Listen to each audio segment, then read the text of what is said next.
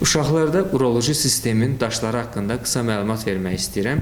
Çünki əvvəllər uşaqlarda böyrək, sidik axarı, sidik hissəsi daşları çox az rast gəlinən bir patologiya idi. Bunun əsasən iki səbəbi var. Birinci səbəbi o idi ki, diaqnostika bugünkü gün qədər üst səviyyədə deyildi. Çünki indi hal-hazırda yaşadığımız şəhəri nəzərdə tutsaq, Bakı şəhərində istənilən bir valideyn yarım saat, ən gec 1 saat içərisində öz övladını ultrasəs müayinəsindən keçirib, onun böyrəyində, sidik hissəsində və ya sidik axarında daş olub olmadığını dəqiqləşdirə bilir.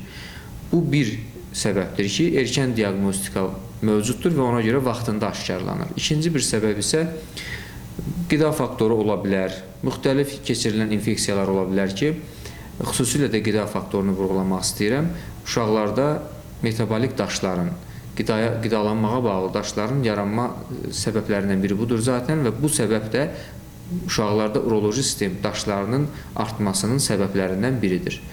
Necə şikayətlər olur? Təbii ki, birinci şikayət uşaqlarda ən sıx şikayət simptomlardır ki, yanma, sidiyə gedərkən göynəmə, ağrı, bel nahiyəsində küt ağrı, qızdırma, bunlar eyni zamanda sidik yolu infeksiyasının simptomlarıdır və paralel olaraq bir uşaqda əgər sidikdə qan və dediyim şikayətlər mövcuddursa, daş araşdırmaqda fayda var. Nəyə görə qan məsələsinin üzərində durmuram ilkin olaraq sidikdə qan məsələsinin? Çünki biz uşaqlarda, uşaq yaş qrupunda uroloji sistem daşlarının böyüklərdə birinci şikayət qandırsa, hematuriadırsa, amma uşaqlarda bundan əlavə öncəlikli olaraq ağrı və dediyim digər şikayətlər ortaya çıxır. Yanma, göynəmə və s.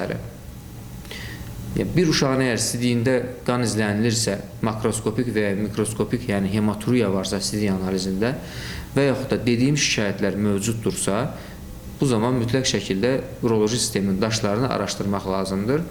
Daşlar müxtəlif ola bilər. Mən onlar haqqında ətraflı məlumat verməyəcəm hal-hazırda, yəni tərkibləri haqqında, amma əsas valideynlər nəyi bilməlidir?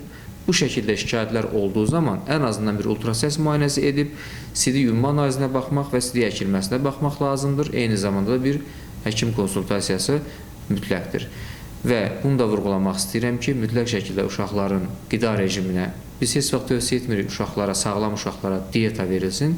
Sadəcə sağlam qidalanmalarını tövsiyə edir. Yəni, paketləşdirilmiş qidalar, fast food qidalar, bu tip qidalardan maksimum dərəcədə uşaqlarımızı qorumaq lazımdır. Təşəkkürlər.